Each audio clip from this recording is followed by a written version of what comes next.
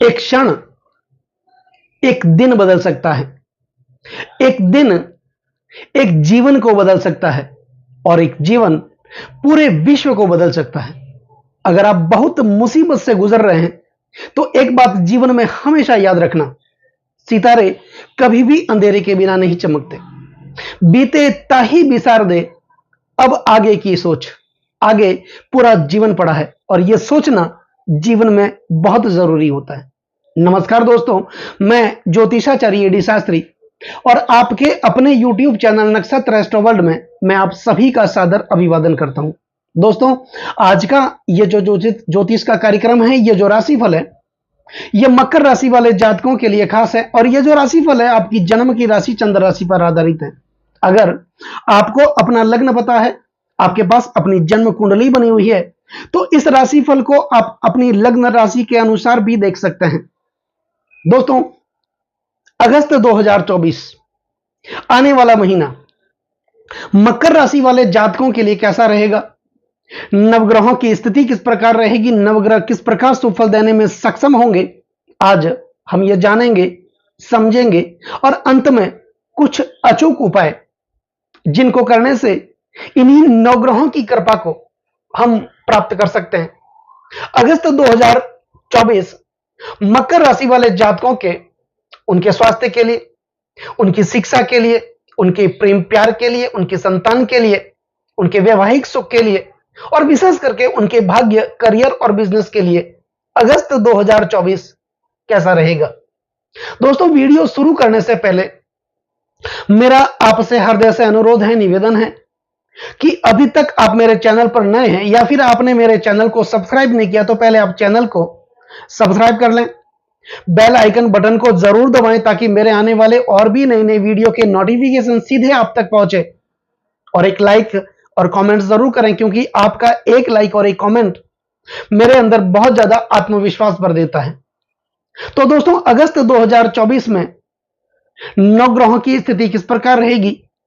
आपकी राशि के स्वामी बनते हैं शनिदेव, आपके लग्न के स्वामी बनते हैं शनिदेव। अगर आप इस कार्यक्रम को अपनी लग्न राशि के अनुसार देख रहे हैं तो शनिदेव लग्नेश और धनेश बनकर के धन भाव में अपनी मूल त्रिकोण राशि, सबसे प्रिय राशि कुंभ राशि में विराजमान है। वही राहु देव, जिनका आपकी राशि के स्वामी शनिदेव के साथ मित्रवत संबंध है, राहु आपके तीसरे भाव में देवगुरु बृहस्पति की मीन राशि में विराजमान रहेंगे। वही अपने गुरु शुक्राचार्य की उच्च राशि में विराजमान रहेंगे। देवगुरु बृहस्पति आपके पंचम भाव में शुक्र की वृषभ राशि में, हालांकि शत्रु राशि में विराजमान रहेंगे और देवगुरु बृहस्पति के साथ मंगल भी विराजमान रहेंगे आपके पंचम भाव में। तो दो मित्र ग्रहों की युति आपके पंचम भाव में देखने को मिलेगी। केतु आपके भाग्य स्थान में कन्या राशि में विराजमान रहेंगे। वहीं शुक्र और बुध आपके अष्टम भाव में विराजमान रहेंगे। तो यह रहेगी नवग्रहों की स्थिति अगस्त 2024 में। सबसे पहले बात करेंगे आपके स्वास्थ्य की। दोस्तों, स्वास्थ्य का जो भाव होता है कुंडली का, वो पहला भाव माना जाता है लग्न भाव। लग्न का मतलब होता है लगा हुआ। जिस समय हमारा जन्म होता है उसी समय सूर्य के सामने जो उदयरक्त राशि होती है उस राशि को लग्न राशि कहा जाता है और उस राशि को जन्म कुंडली के सबसे पहले भाव में लिखा जाता है। तो आपके स्वास्थ्य के स्वामी बनते हैं शनिदेव, लग्न के स्वामी बनते हैं शनिदेव। शनिदेव लग्नेश और धनेश बनकर के धन भाव में अपनी मूल त्रिकोण राशि, सबसे प्रिय राशि में विराजमान है। महर्षि पराशर कहते हैं, धने से धनगे जातो धनवान गर्व संयुत। धनेश अगर धन भाव में ही विराजमान हो, ऐसा जातक महाधनी होता है, कुटुंब प्रिय होता है, परिवार सुख वाला होता है और ऐसा जातक जबान का पक्का होता है। अगर ऐसा व्यक्ति किसी के साथ कमिटमेंट कर लेता है कि मैं तुम्हारे लिए ये काम करूंगा, वो जीवन में करता जरूर है। तो शनिदेव की स्थिति बहुत मजबूत है। स्वास्थ्य के नजरिए से अगर देखें तो शनिदेव लग्नेश और धनेश बनकर के धन भाव में विराजमान है। स्वास्थ्य आपका अगस्त 2024 में अच्छा रहेगा। फिर भी आपको स्वास्थ्य के प्रति, अपने शरीर के प्रति, तन के प्रति मेहनत करने की जरूरत होगी। मेडिटेशन, ध्यान, मॉर्निंग वॉक ये करने की जरूरत होगी। गलत खान पान से आपको बचना होगा, बाहर के खाने से आपको बचना होगा। लेकिन कुल मिलाकर के स्वास्थ्य के नजर से अगर देखें तो यह अगस्त का महीना मकर राशि वाले जातकों के लिए अच्छा रहेगा। इसके बाद बात करेंगे आपके शिक्षा की। दोस्तों, शिक्षा का जो भाव बनता है वो बनता है पंचम भाव, और पंचम भाव में देवगुरु बृहस्पति विराजमान है। हालांकि शुक्र की राशि में विराजमान है, साथ में मंगल भी विराजमान रहेंगे, लेकिन पंचम भाव के जो स्वामी बनते हैं वो बनते हैं शुक्र, और शुक्र आपके अष्टम भाव में विराजमान रहेंगे। 25 अगस्त तक ये अष्टम भाव में विराजमान रहेंगे। तो 25 अगस्त के बाद शुक्र आपके भाग्य स्थान में कन्या राशि में जाएंगे। तो 25 अगस्त से पहले थोड़ी बहुत कंफ्यूजन भरी स्थिति बनी रहेगी, आपकी निर्णय शक्ति में थोड़ी बहुत परेशानियां उत्पन्न होगी। शुभ समय पर शुभ निर्णय लेने में थोड़ी सी कठिनाई आपको उत्पन्न हो सकती है। मन थोड़ा विचलित रह सकता है, पढ़ाई में थोड़ा बहुत मन नहीं लगेगा, मन भटक सकता है। इस बात का विशेष ध्यान आपको देना है, और यह भी 25 अगस्त से पहले आपको ध्यान देना है। 25 अगस्त के बाद शुक्र पंचमेश आपके भाग्य स्थान में चले जाएंगे। उस समय स्थिति शिक्षा के नजरिए से देखें तो बहुत बढ़िया बनी रहेगी। अब बात करते हैं उससे पहले आपके प्रेम प्यार की। दोस्तों, प्रेम प्यार प्रणय संबंधों का जो भाव बनता है वो बनता है पंचम भाव। पंचम भाव के स्वामी शुक्र हैं। 25 अगस्त से पहले शुक्र अष्टम भाव में विराजमान रहेंगे। तो अष्टम भाव छठा, आठवां और 12वां भाव, जिन्हें त्रिक भाव कहा जाता है, और इनके स्वामी जहां जहां बैठते हैं उन भावों को बिगाड़ते हैं। तो पंचम भाव के स्वामी अष्टम भाव में रहेंगे 25 अगस्त तक। अष्टम भाव मारक भाव भी कहा जाता है, क्योंकि लग्न से अष्टम होने के कारण यह मारक भाव है, और मारक भाव में कोई भी ग्रह बैठ करके मृत्यु तुल्य कष्टों का सामना करवाते हैं। तो यहां पर प्रेम प्यार में थोड़ी सी कंफ्यूजन भरी स्थिति पैदा हो सकती है। दोनों में किसी भी प्रकार का विवाद खड़ा हो सकता है। अपने आप को बड़ा समझने की समस्याएं पैदा हो सकती है, ईगो की भावनाएं पैदा हो सकती हैं। तो कुल मिलाकर के वहां पर थोड़ा ध्यान देने की जरूरत है 25 अगस्त से पहले। और 25 अगस्त के बाद जैसे ही शुक्र अष्टम भाव से निकल करके आपके भाग्य स्थान में चले जाएंगे, यहां पर प्रेम प्यार के नजर से देखें तो यह स्थिति आपके लिए बढ़िया रहेगी। लेकिन उससे पहले आपको थोड़ा बहुत ध्यान रखने की जरूरत है, क्योंकि पंचम भाव में वैसे भी मंगल विराजमान रहेंगे। मंगल रज के कारक ग्रह माने जाते हैं। मंगल अग्नि प्रधान ग्रह है।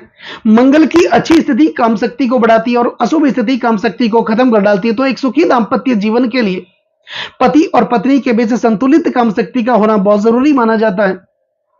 वैसे मंगल आग, हिंसा, चोरी, अपराध और गुस्से के कारक भी माने जाते हैं, और ये हमारे दिमाग को डाइवर्ट कर देते हैं, हमारे दिमाग में उग्रता ला देते हैं, जबान पे कटुता ला देते हैं। तो यहां पर अगर आप पहले से प्रणय संबंधों में बंधे हैं, प्रेम प्यार में बंधे हैं, तो वहां पर दोनों को एक दूसरे की भावनाओं की कदर करनी है और लगातार आगे बढ़ने की कोशिश करनी है।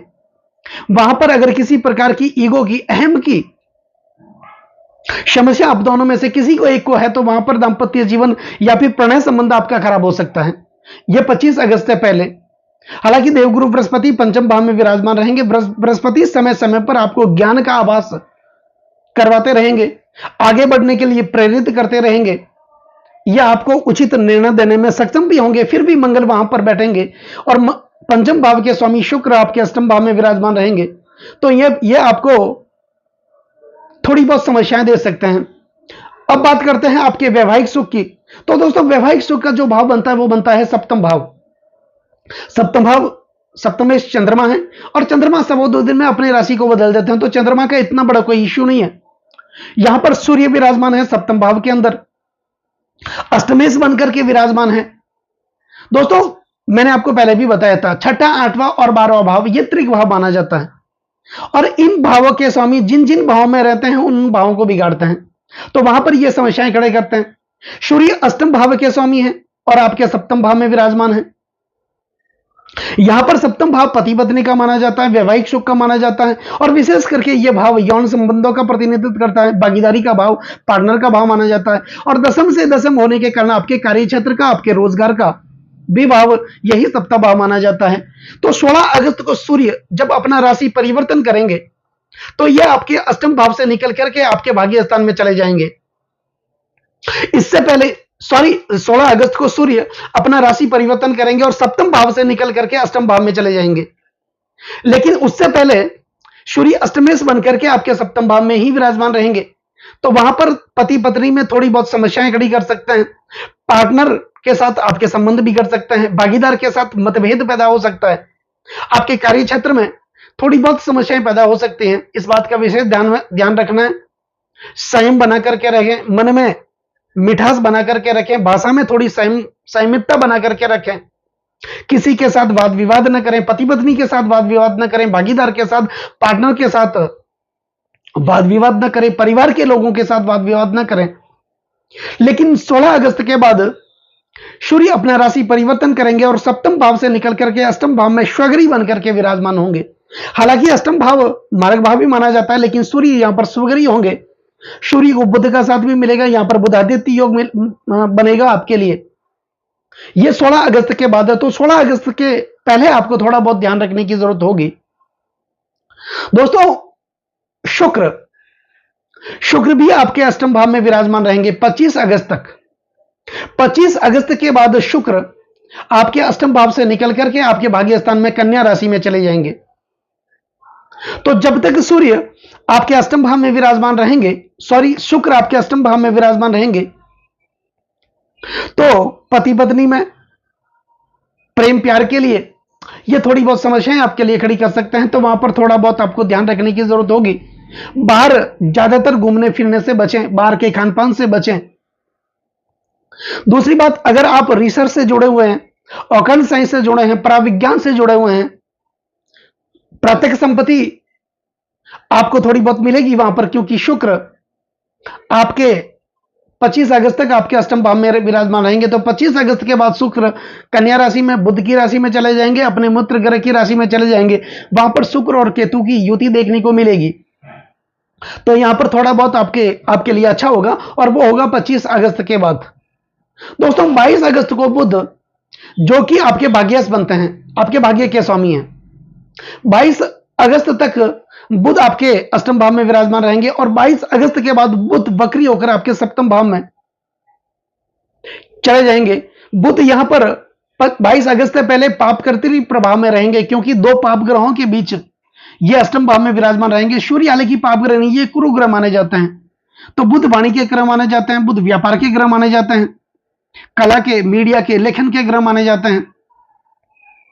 तो यहां पर बुध जब वक्री होंगे 22 अगस्त के बाद, और जब ये सप्तम भाव में चले जाएंगे, तो यहां पर ये पति पत्नी के रिश्ते को मजबूत करेंगे, दांपत्य जीवन को मजबूत करेंगे, व्यापार में आपके पार्टनर के साथ घनिष्ठ संबंध को स्थापित करेंगे। दशम से दशम होने के कारण सप्तम भाव के कार्य क्षेत्र का, तो आपके कार्य क्षेत्र में पदोन्नति देखने को मिलेगी। यहां पर 22 अगस्त के बाद बुध आपके कार्य क्षेत्र में कोई नया प्रोजेक्ट आपको दिला सकते हैं, जिसके कारण आपके जीवन में बहुत सारी समस्याएं बनी थी, उस समस्याओं का निदान करेंगे। कर्जों की समस्याओं से आप जूझ रहे थे, कर्जा उतरने का नाम नहीं ले रहा था, तो 22 अगस्त के बाद जैसे ही बुध वक्री होंगे, आपके भाग्य के स्वामी हैं, ये वक्री होंगे, तब आप कर्जों से मुक्त होंगे। और यहां पर आपको कोई ना कोई नई, अगर आप व्यापार जगत से जुड़े हैं, व्यापारी हैं, तो कोई नई डील आपको मिल सकती है, जिसके कारण आपकी आर्थिक स्थिति अच्छी हो सकती है। लेकिन ये 22 अगस्त के बाद होगी। इसके बाद बात करेंगे आपके भाग्य की, भाग्य, करियर और बिजनेस। आपके भाग्य के स्वामी बुध हैं, भाग्य स्थान में केतु विराजमान है, और बुध 22 अगस्त को वक्री भी होंगे। 22 अगस्त से पहले थोड़ी भाग्य में रुकावटें उत्पन्न हो सकती हैं, भाग्य का साथ यहां पर नहीं मिलेगा। लेकिन 22 अगस्त के बाद बुध वक्री होकर के सप्तम भाव में चले जाएंगे, केंद्र में, वहां पर आपको भाग्य का साथ मिलेगा। पिता से आर्थिक सहयोग की प्राप्ति होगी। अगर आप पिता के साथ चलेंगे, यहां पर पिता से आपको फायदा भी होगा। आपकी पिता के स्वास्थ्य में अच्छा देखने को मिलेगा। यह 22 अगस्त के बाद होगा। अब बात करते हैं आपके करियर की। तो करियर का जो भाव बनता है, वो बनता है आपका दशम भाव। दोस्तों, मैं बार बार कहता आया हूं कि शनिदेव आपके जो लग्न के स्वामी हैं, आपके राशि के स्वामी बनते हैं, और शनिदेव के पास दो राशियां हैं, मकर राशि और कुंभ राशि। इन दोनों राशियों में से कोई भी एक राशि अगर लग्न भाव में विराजमान होती है, शुक्र केंद्र और त्रिकोण के स्वामी बनकर के प्रबल राजयोग का, केंद्र त्रिकोण राजयोग का निर्माण करते हैं। इसीलिए शुक्र आपके दशम भाव के स्वामी है और आपके पंचम भाव के स्वामी है। पंचम भाव आपका त्रिकोण भाव और दशम भाव आपका केंद्र भाव। शुक्र केंद्र और त्रिकोण के स्वामी बनकर के केंद्र त्रिकोण राजयोग का निर्माण करते हैं मकर राशि वाले जातकों के लिए। और शुक्र आपके दसम भाव, आपके करियर का जो भाव होता है उस भाव के स्वामी बनकर के आपके अष्टम भाव में विराजमान रहेंगे 25 अगस्त तक। तो यहां पर हालांकि कार्य क्षेत्र में योग कारक हैं, अच्छी स्थिति को निर्माण करेंगे, आपके कार्य क्षेत्र में आपको आगे बढ़ाएंगे, आपको यहां पर कोई पदोन्नति मिल सकती है, कोई प्रमोशन, आपका बड़ा प्रमोशन मिल सकता है, आपका इंक्रीमेंट बढ़ सकता है, आपकी सैलरी बढ़ सकती है, आपको उच्च पद, मान, मर्यादा और प्रतिष्ठा की प्राप्ति हो सकती है, क्योंकि शुक्र योग कारक हैं आपके लिए, केंद्र त्रिकोण के स्वामी राजयोग बना रहे हैं। लेकिन ये आपके हालांकि अष्टम भाव में विराजमान है, तो यहां पर थोड़ी बहुत समस्याएं उत्पन्न हो सकती है, तो शुक्र से संबंधित कुछ उपाय करने की आपको जरूरत होगी। 25 अगस्त के बाद शुक्र आपके अष्टम भाव से निकल करके आपके भाग्य स्थान के में चले जाएंगे, वहां पर केतु का साथ भी मिलेगा, केतु और शुक्र का मित्रवत संबंध है, वहां पर भाग्य की प्राप्ति होगी। करियर के क्षेत्र में भी आपको अच्छा देखने को मिलेगा, आपकी आर्थिक स्थिति अच्छी होगी, आपकी फाइनेंशियल स्थिति अच्छी होगी, कर्ज से आप मुक्त हो जाएंगे, विरोधियों से मुक्त हो जाएंगे। हाँ, तो कुल मिला के ये अगस्त का महीना आपके लिए अच्छा तो है, लेकिन थोड़ी बहुत सावधानी रखने की जरूरत होगी। तो दोस्तों अब बात करते हैं कुछ महत्वपूर्ण उपायों की।